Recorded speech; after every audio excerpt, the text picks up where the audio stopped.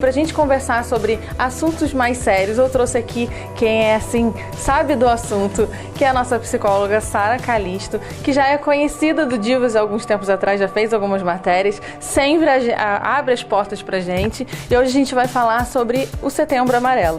A gente falou um pouquinho dos bichinhos ali, dizem que é uma boa companhia pra quem tá passando por, às vezes, uma depressão, ou é muito solitário. É verdade isso, pra gente começar quebrando o nosso assunto? Um animalzinho é bom, é uma companhia, um amor que a gente sente pelo animal, dizem que é igual ao que a gente sente por um filho, porque assim, ele vem, ele te lambe, ele chega em casa, ele tá te recepcionando e realmente é interessante. Sara, a gente tentou começar esse assunto de uma forma mais leve, porque a gente vai falar sobre o Setembro Amarelo, porque o programa Divas é um programa que fala de beleza, fala de autoestima, mas tem uma hora que a gente tem que parar e falar também sobre algo sério. A gente sabe que tem a campanha agora do Setembro Amarelo, que fala um pouco a respeito do suicídio, das pessoas terem uma prevenção. Explica pra gente, você que pode falar melhor desse assunto, o que seria essa campanha, um pouquinho sobre o suicídio, fala um pouco mais pra gente. O Setembro Amarelo é um mês em que eles dão ênfase ao assunto do suicídio. É um mês que a gente vai falar muito sobre a prevenção, porque existem muitos casos, né? A gente sabe que às vezes tem alguém em casa, um vizinho que tem esse problema, pensa no suicídio, mas é um assunto que é meio tabu, né? As pessoas não gostam de falar. Mas, como a gente sabe que tem muito, né? E às vezes é meio velado, então eles resolveram falar do assunto para quebrar esse preconceito, né? O medo de falar do assunto. Na realidade, a gente está deixando uma porta aberta para quem tem esse sentimento poder falar mais abertamente sem medo, né? Exatamente. A gente sabe de muitos casos e quando você me perguntou o que é o suicídio, a gente não sabe o que a pessoa está passando, né? Cada um tem os seus problemas, você tem os seus, eu tenho os meus, cada um tem os seus, só que cada um lida com o seu problema de uma maneira. E tem gente que não sabe, uma separação para você, você pode lidar de uma maneira melhor do que eu. Então, às vezes, um problema que a pessoa não sabe lidar, ela vai afundando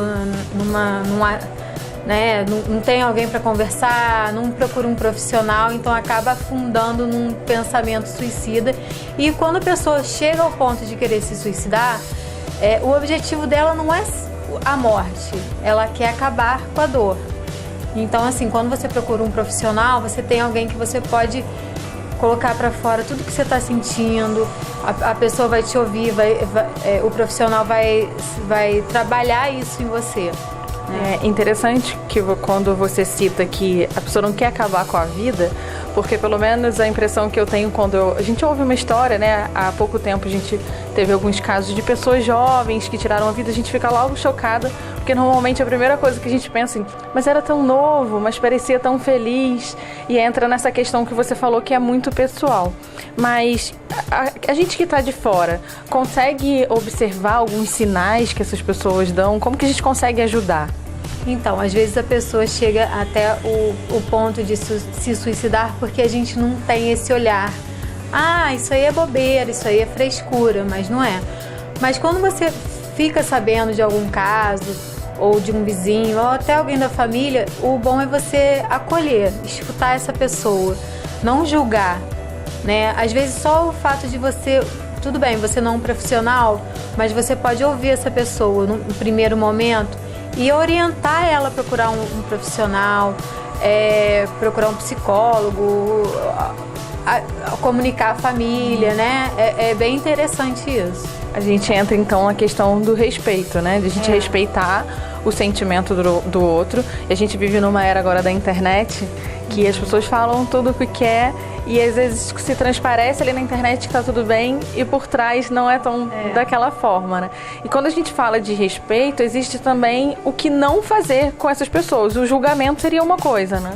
Julgar é a pior coisa que você vai fazer. Brigar, falar que isso? Isso é frescura, isso é bobeira. E quando para aquela pessoa aquilo é o fim do mundo, né? É uma coisa que realmente ela não sabe lidar, né? Esse tratamento, pelo que você falou, é uma coisa que pode começar com a gente, né? De dar um ouvido, de respeitar a dor da outra pessoa, entender que nem todo mundo sente igual. E aí a gente parte para uma segunda etapa, que seria a terapia. Você é psicóloga clínica e atende todos os tipos de pessoa. E as pessoas ainda têm um preconceito com essa questão da terapia, do psicólogo. Como que a gente pode convencer essas pessoas ou fazer com que as pessoas em casa entendam que a terapia é uma coisa boa? Existe uma cultura, né, que psicólogo é coisa de maluco. Eu sempre falo isso, que as pessoas dizem, meu filho não precisa disso, mas não. É muito difícil a pessoa abrir os olhos e perceber que precisa de terapia. Muita gente, eu acho que eu faço terapia. Eu acho que é tão bom você ter alguém que você possa falar e vai te entender e vai te escutar e não vai te julgar, vai te ajudar a lidar com aquilo. Então, assim, a gente pode... eu recebo pessoas aqui que falam assim, meu filho não quer vir. Às vezes a mãe percebe, aí quer trazer o filho não quer. Forçar a barra também é meio complicado. Então, quando as pessoas chegam aqui, às vezes já está num estágio bem avançado, quando consegue abrir o olho para ver que realmente precisa de uma terapia. Então, o recado que a gente deixa para o pessoal em casa é que terapia faz bem para todo mundo, né?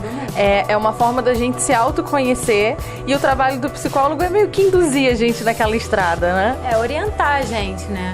Porque às vezes a pessoa não sabe como agir em determinadas situações, a gente orienta. A gente não diz o que ela vai fazer. A gente dá um norte para ela, entendeu? Não é falar assim, não, você tem que fazer isso, você tem que fazer aquilo. Não, a gente vai orientando de acordo com o que eles falam pra gente.